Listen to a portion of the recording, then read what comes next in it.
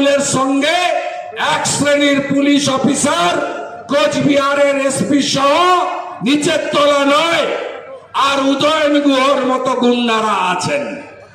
এই গুন্ডাদেরকে আমরা জব্দ করার কাজটা করছি। উদয়ন গুহর থেকেও একটা বড় গুন্ডা ছিল বীরভূমের, তার নাম কেষ্ট মন্ডল। 130 কেজি তার ওজন।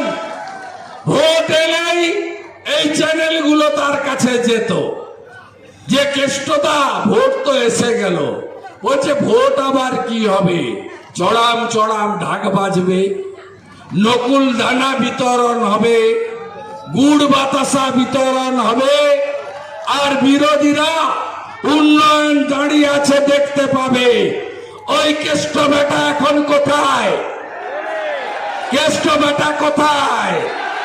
সকন্যা তিহারে গড়াগড়ি খায়। উদয়ন গুহ, আপনাকে বেশি বাড়াবাড়ি বেশি দিন হবে না। পোস্ট পোল ভায়োলেন্স 21 ভোটের পরে ভেটাগুড়ি সহ গোটা কোচবিহার জেলায় যত সন্ত্রাস হয়েছে, এই সন্ত্রাসে এরা নেতৃত্ব দিয়েছে। শাহজাহান শেখের নাম শুনেছেন? কিছুদিন আগে সন্দেশখালীর ঘটনা সামনে এসেছে, শাহজাহান শেখ জেলে গেছে। এবার পালা উদয়ন গুহর। আমরা